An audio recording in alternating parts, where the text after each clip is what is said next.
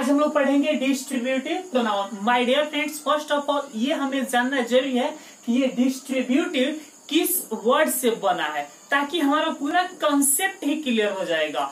कुछ याद करने की जरूरत नहीं होगी, ठीक है। हम कॉन्सेप्ट क्लियर करेंगे। तो distributive my dear friends distribute से बना है। किससे बना है? डिस्ट्रीब्यूट। और डिस्ट्रीब्यूट मीन्स क्या होता है? बांटना होता है। क्या होता है? बांटना। तो उसी डिस्ट्रीब्यूट से बना है क्या? डिस्ट्रीब्यूटिव। और डिस्ट्रीब्यूट मीन्स बांटना, तो डिस्ट्रीब्यूटिव मीन्स क्या होता है? बांटने वाला। क्या होता है? बांटने वाला, यानी बांटने वाला प्रोनाउन, यानी वह प्रोनाउन जो दो या दो से अधिक व्यक्ति या वस्तु को बांट दे, हर एक का बोध करा दे, तो उसको कहेंगे distributive pronoun. My dear friends, एक बार और समझ लिए कि डिस्ट्रीब्यूटिव प्रोनाउन यानी बांटने वाला प्रोनाउन, यानी वह प्रोनाउन जो दो या दो से अधिक व्यक्तियों या वस्तुओं को बांट दे, हर एक का बोध करा दे। कितना का? एक का बोध करा दे, तो उसको कहेंगे डिस्ट्रीब्यूटिव प्रोनाउन। याद रखिए कितना का? एक का। इसी से आपका कॉन्सेप्ट क्लियर हो जाएगा। डिस्ट्रीब्यूटिव यानी एक का बोध करेगा। कितना का? एक। पहले एक इसके तहत क्या आएगा ये जान लेते हैं, उसके बाद हम आपको बताएंगे कि आपके एग्जाम में कहां से क्वेश्चंस पूछे जाते हैं, ठीक है। इसके तहत my dear friends each, either और नाइदर आते हैं, ठीक है।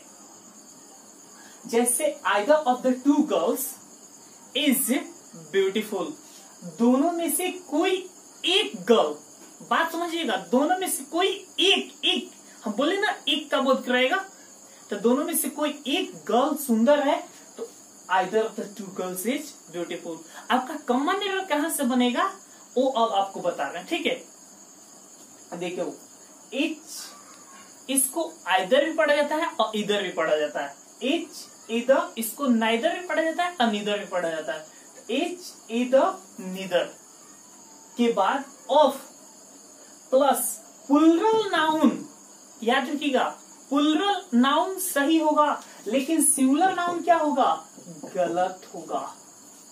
यानी ईच ऑफ, इधर ऑफ, निदर ऑफ के बाद प्लुरल नाउन कभी भी हम यूज करेंगे, साथ साथ जो प्रोनाउन होगा वो भी क्या होगा? प्लुरल ही होगा, प्रोनाउन भी सिंगुलर नहीं होगा। और प्लस जो वर्ब होगा वो ऑलवेज सिंगुलर होगा। बात समझिएगा, वो जो नाउन प्रोनाउन होगा वो क्या होगा? प्लुरल, लेकिन जो वर्ब होगा वो क्या होगा? सिंगुलर। आपको एग्जांपल समझ में आ जाएगा, ठीक है। जैसे एच ऑफ द टू, अब यहाँ पे गर्ल सही होगा या गर्ल सही होगा? My dear friends each of दे रहा है ना, तो ईच ऑफ, इधर ऑफ, निदर ऑफ के बाद हमारा नाउन कैसे चाहिए? प्लुरल। तो बताइएगा कि गर्ल सही होगा या गर्ल सही होगा? आप बिल्कुल सही, गर्ल सही होगा। गर्ल क्या होगा? गलत होगा। इतना समझ आया? अगला देखिएगा, each of the two girls is या आ इंटेलिजेंट, सही होगा? आ आपका सही होगा, इज सही होगा, आर क्या होगा? गलत होगा, ठीक है।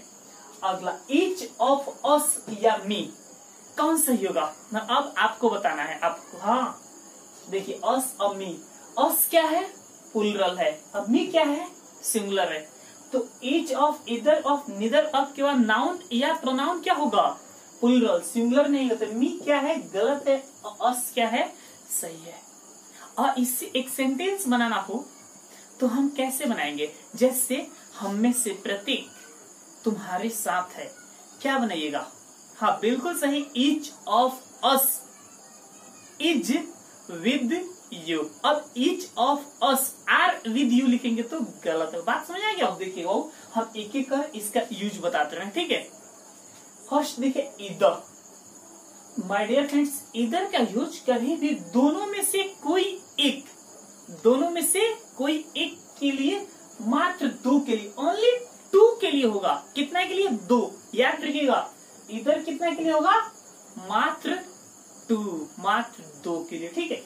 जैसे हम यहाँ पे एग्जांपल भी दे, either of the two leaders is honest, आपका ट्रांसलेशन है कि दोनों में से कोई एक नेता ईमानदार है, तो हम बनाएंगे कि either of the two leaders is honest. देखिए ईदर ऑफ के बाद हम नाउन क्या लिखे हैं? प्लुरल, और वर्ब क्या लिखे हैं? सिंगुलर। इसलिए ये हमारा सही है। तो आप एक बता दीजिएगा इधर पे एक ट्रांसलेशन, ठीक है। दोनों में से कोई एक मोबाइल उपयोगी है। हाँ बिल्कुल सही, either of the to mobiles is useful. Clear, either of the to mobile हम बोलेंगे तो गलत है, बात समझ लीजिएगा बाबू। अगला देखिएगा, नोट, दो से अधिक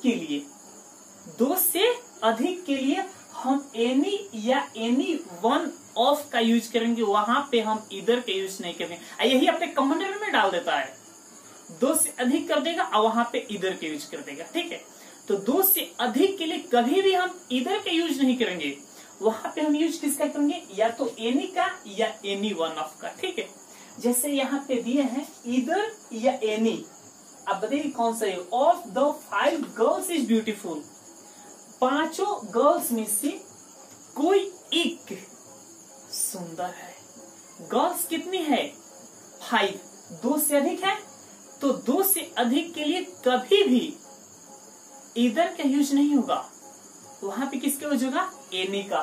तो यहाँ पे बताइएगा इधर सही होगा या एनी सही होगा। हाँ बिल्कुल सही, आप बताए एनी का यूज सही होगा, इधर का क्या होगा, गलत होगा। अब आप एक ट्रांसलेशन बना दीजिएगा, 10 में से कोई एक लड़की बहुत सुंदर है।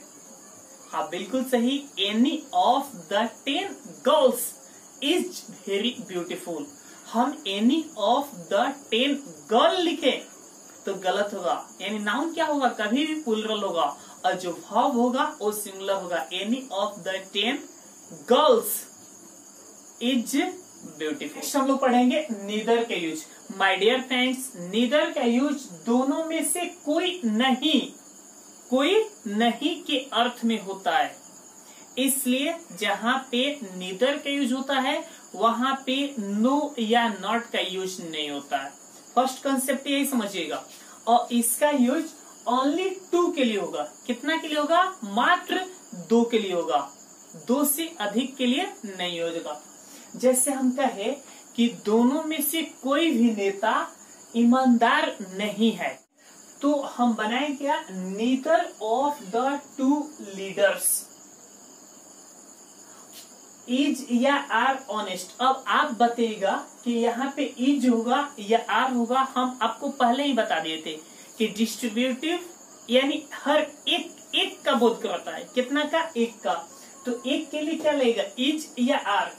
एक बॉय या गर्ल होता है तो वहां पे आप क्या यूज करते हैं, इज, यानी इज सही है, आर क्या है, गलत है। बात समझ में आया वो, एक बार समझ लीजिए। नीदर का यूज दोनों में से कोई नहीं के अर्थ में होता है, इसलिए इसके साथ नो या नट का यूज नहीं होता है।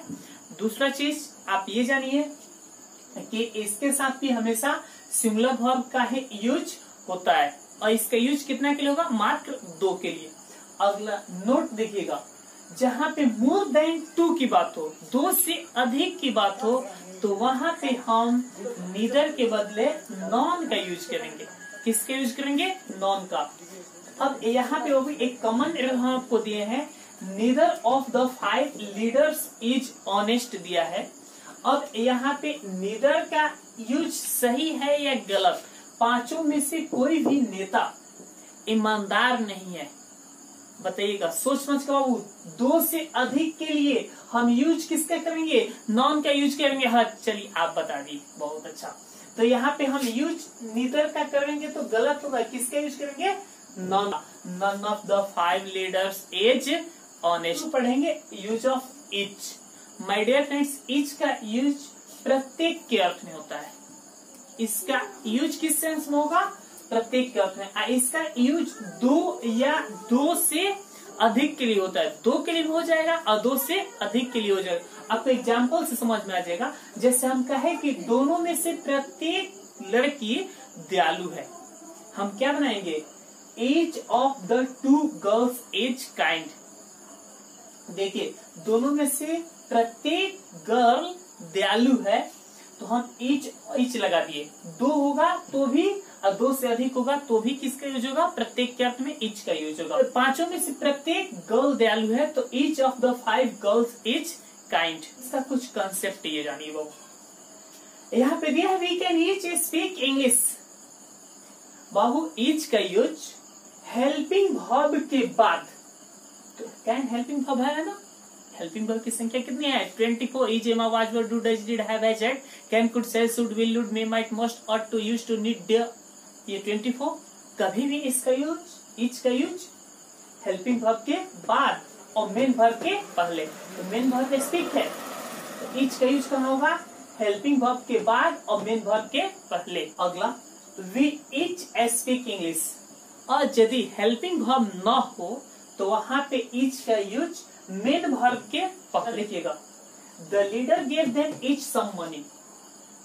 इच का यूज ऑब्जेक्ट के बाद भी हो सकता है, ये ऑब्जेक्ट है ना, तो ऑब्जेक्ट के बाद भी इच का यूज हो सकता है बशर्ते कोई फ्रेज हो इच के बाद कुछ दिया है सम्मानी, तो यहाँ पे भी इच का यूज सही है। ठीक है, the leader like them etch, ये बताइएगा सही है गलत, ये गलत है, आप सही बता दिए। क्यों कि इच के बाद कोई फ्रेज नहीं दिया है, तो ऑब्जेक्ट के बाद कोई फ्रेज होगा तभी इच का यूज होगा, अदरवाइज इच का यूज नहीं होगा। इसका सही होगा the leader liked each of them. एक बात समझ लीजिए माय डियर फ्रेंड्स, इधर के यूज दोनों में से कोई एक के अर्थ में होगा, ओनली टू के लिए। संख्या जब 2 से अधिक होगा तो वहां पे एनी ऑफ का यूज होगा।